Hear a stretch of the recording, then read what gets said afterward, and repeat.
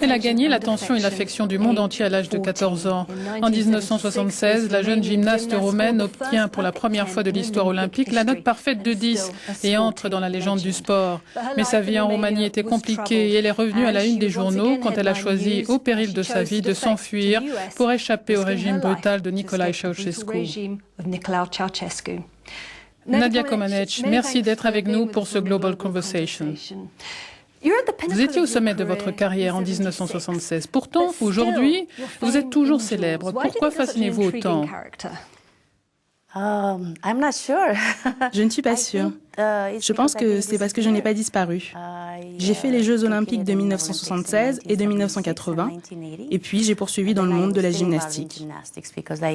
J'ai fait des spectacles de gym pendant des années, puis j'ai pris ma retraite de la compétition et des spectacles. Mais je suis toujours dans le monde de la gymnastique. Selon vous, qu'est-ce qui vous a le plus influencé pour devenir celle que vous êtes aujourd'hui? La gymnastique ou la période de l'histoire inscrite dans l'ère communiste, puis la chute du communisme? Qu'est-ce qui vous a le plus influencé? Je pense que c'est un tout. Bien sûr, tout a commencé avec les Jeux olympiques. Personne ne savait qui était Nadia, ou même mettre la Roumanie sur une carte.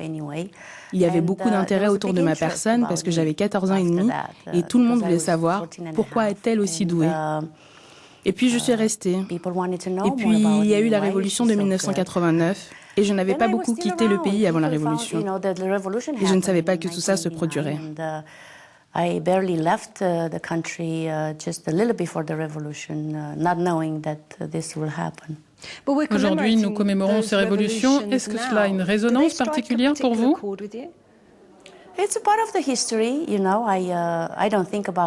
Cela fait partie de l'histoire.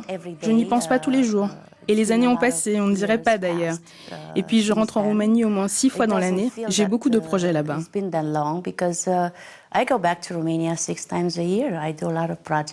Vous sentez-vous plutôt roumaine ou américaine? Je suis définitivement roumaine et américaine d'adoption. Nous avons demandé à nos téléspectateurs de nous envoyer des questions et de manière évidente, beaucoup sont fascinés par votre carrière. Et donc nous avons cette question de Dinaza Urazova qui se demande si la guerre froide entre l'Occident et le bloc communiste a joué sur votre succès. Avez-vous ressenti la tension? Je ne ressentais pas de tension quand j'étais en compétition parce que j'étais une enfant. La seule chose à laquelle je pensais, c'était est-ce que je vais réussir mes enchaînements parce que je m'étais beaucoup préparée. Je ne pense pas que l'on ressent ce genre de choses quand on est enfant. Peut-être qu'en grandissant et en ayant un regard adulte, mais je voyais ça comme un défi.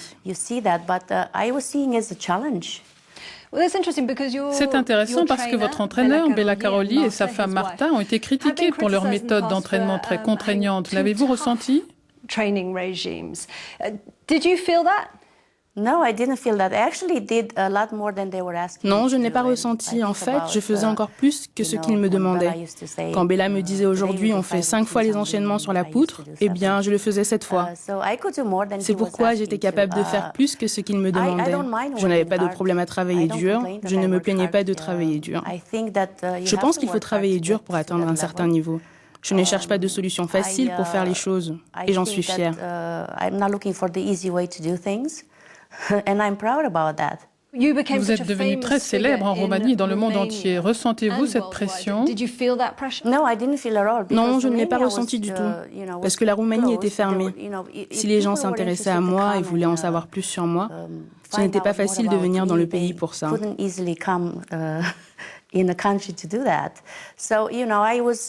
Après les Jeux olympiques, je prenais 2 jours pour fêter mes victoires et je retournais à la salle de gym. En effet, je ne savais rien de ce qui se passait en dehors.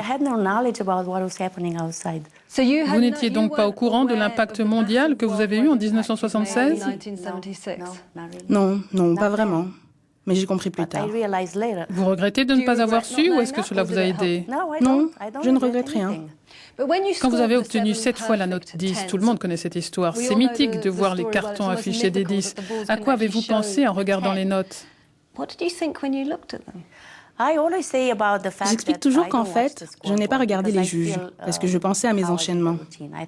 Et dans mon esprit, j'avais réussi mes enchaînements. J'avais mis une touche personnelle, j'ai fait les mouvements avec beaucoup d'amplitude, mais c'était le même enchaînement que toutes les autres. Et je crois que la personne avant moi a obtenu un 9,5. Mais comme j'ai mis plus d'amplitude, je crois que les juges n'avaient pas d'autre choix que de mettre 10.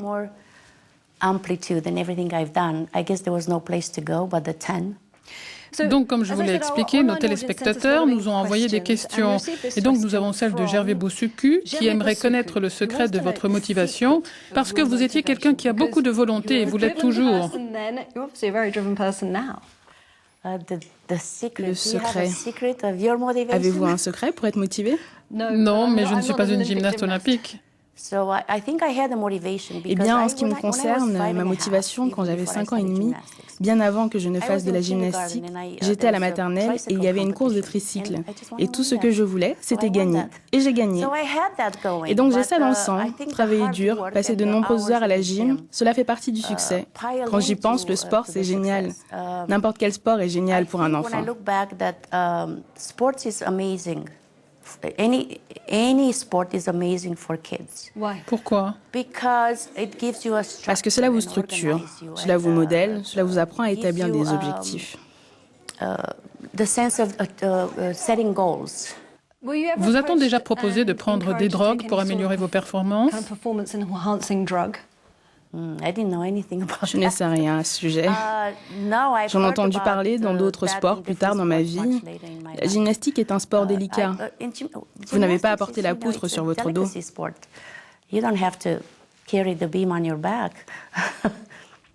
Votre célébrité, plus spécialement en 1976, a attiré l'attention de Ceausescu, le dictateur qui régnait sur votre pays. Qu'est-ce que vous avez ressenti? Saviez-vous ce qui se passait en Roumanie à cette époque? Non, pas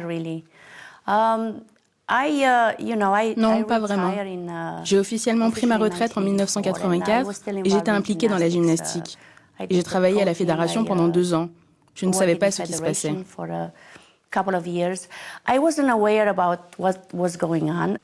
Mais vous étiez d'une certaine manière un joyau représentant un pays troublé, le joyau d'un dictateur.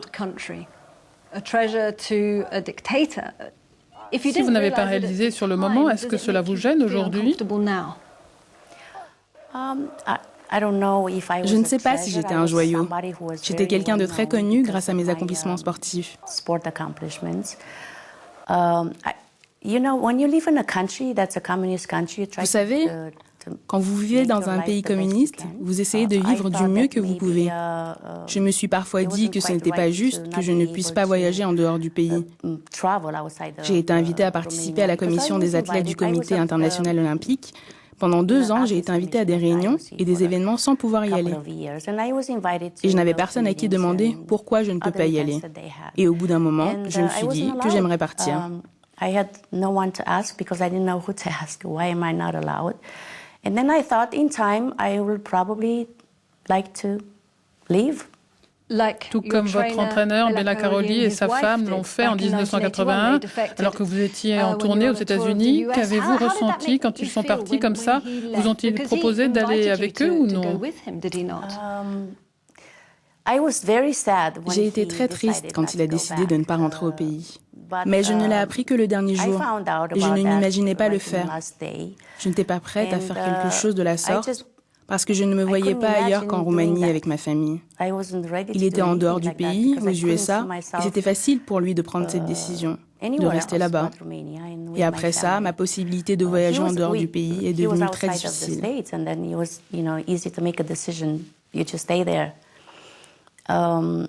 I think that after that, my situation of going out of the country became very difficult. Et dans le pays, étiez-vous libre en Roumanie ou vous sentiez-vous surveillé? Il y avait des rumeurs selon lesquelles de nombreuses personnes étaient surveillées. Je pense que je l'étais certainement. C'était comme ça et je devais vivre avec. Certaines personnes imaginent qu'après vos succès olympiques, après être devenue la figure de proue de votre pays, vous avez vécu dans le luxe. Était-ce le cas? Non, ce n'était pas le cas. J'avais une maison, mais je devais tout payer. J'aurais dû tout payer jusqu'à mes 60 ans. Je n'ai pas étalé ma fortune, ou plutôt mon absence de fortune, sur la place publique.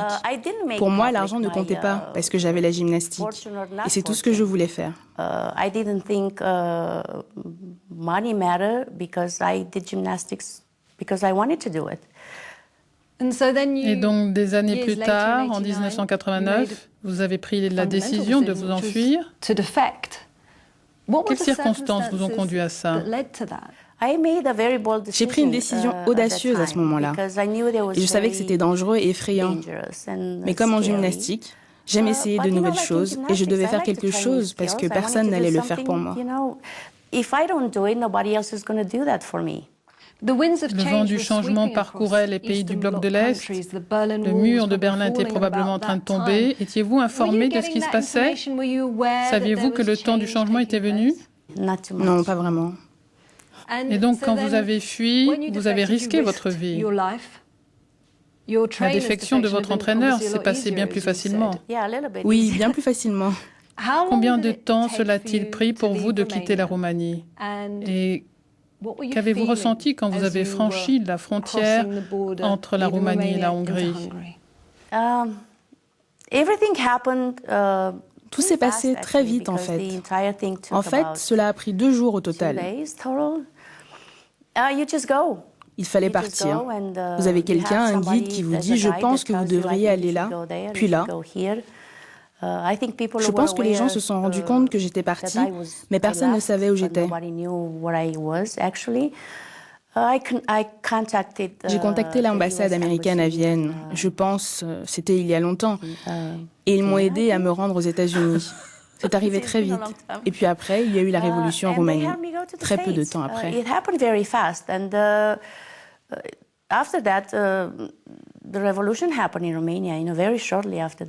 Vous ne semblez pas traumatisé par l'expérience. Néanmoins, ça a dû être terrifiant parce que vous avez dû mettre votre vie en péril. Je ne suis pas traumatisée. Maintenant que j'y repense, je suis heureuse d'avoir eu un happy ending. Mais je suis le genre de personne qui, quand elle prend une décision, s'y tient sans jamais douter.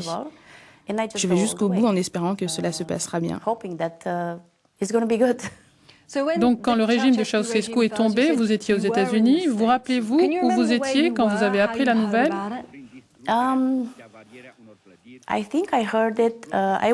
Je pense que quand j'ai appris la nouvelle, j'étais en train de préparer un spectacle de gymnastique et nous étions inquiets de ce qui se passait.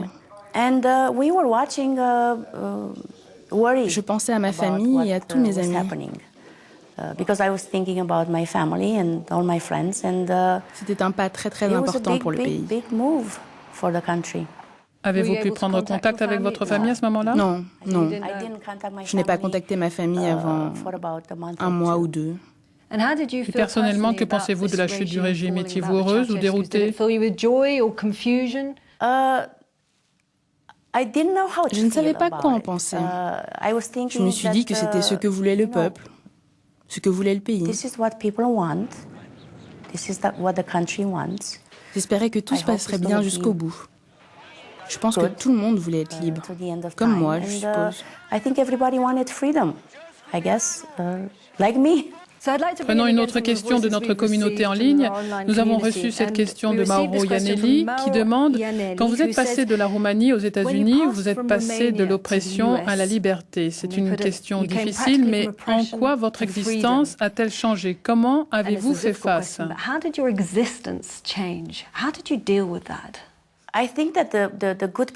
Je pense que les gens autour de vous, ils veulent le meilleur pour vous. Et c'est ça qui est important.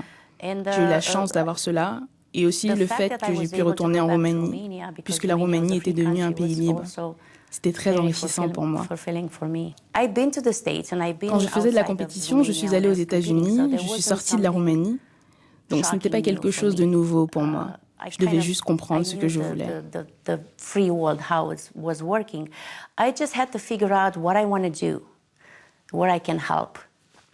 Nous avons reçu cette question d'Adrienne Roussou à propos de votre carrière et votre départ pour les États-Unis. Quelles choses importantes auriez-vous fait différemment? Quand je repense à tout ce qui m'est arrivé au cours de ma vie, je ne pense pas que j'aurais fait quelque chose de différent, parce que toutes les petites choses qui sont arrivées connectent tout ce qui fait ce que je suis aujourd'hui. C'est absolument vrai. Il y a une photo de vous assez incroyable en 1976 avec celui qui est devenu votre mari, vous embrassant au Madison Square Garden. Votre vie avait un côté conte de fées. Est-ce quelque chose à laquelle vous pensez? Avez-vous eu une existence bénie?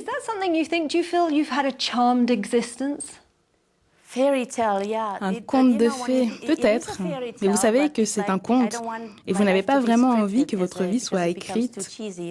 Cela devient insipide si c'est un conte de fées. Je pense que ce qui pousse ma génération et la génération suivante, ce qui nous motive, c'est de ne jamais abandonner, même quand ça devient difficile. That motivation that you started with, that you should never give up when it gets harder. You're always on the road now. Vous êtes constamment sur la route, vous soutenez de nombreuses œuvres de charité, vous sentez le besoin de donner. Qu'est-ce qui fait que vous avez besoin de donner autant?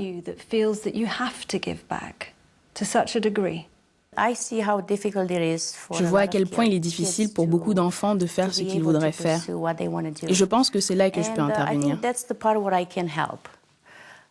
Que ce soit à travers ma fondation en Roumanie ou en aidant aux Jeux paralympiques que m'a fait découvrir mon mari quand je suis arrivée aux États-Unis, ou à travers l'association contre les dystrophies musculaires. J'ai appris beaucoup à travers ça.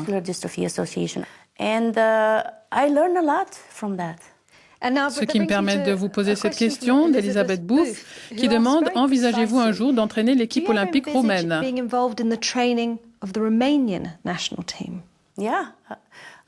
Eh bien, je rentre régulièrement en Roumanie et je suis en contact avec les filles. On s'envoie des textos tout le temps quand il y a des championnats du monde de gymnastique. J'essaie de les encourager et de leur dire « ça va aller, pensez à vos meilleurs enchaînements ».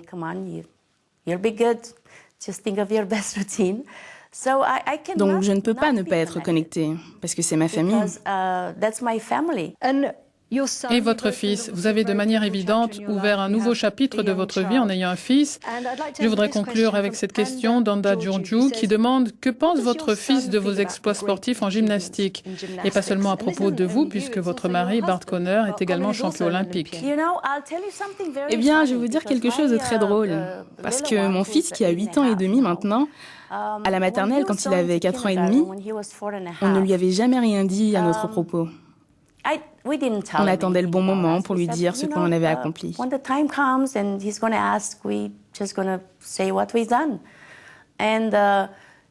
Et donc, il revient de la maternelle et nous dit « Papa, maman, vous savez que vous êtes célèbre ?» J'ai répondu « Oui ». Et donc, il s'est mis à réfléchir. Et puis j'ai trouvé un album avec des images des Jeux Olympiques de 76 et j'ai voulu lui montrer. Je lui ai demandé « Sais-tu qui est sur cette photo ?» J'avais 14 ans à l'époque. Et il me dit « C'est toi. » Comment le sais-tu ? Je le sais, c'est tout. Nadia Comaneci, merci beaucoup.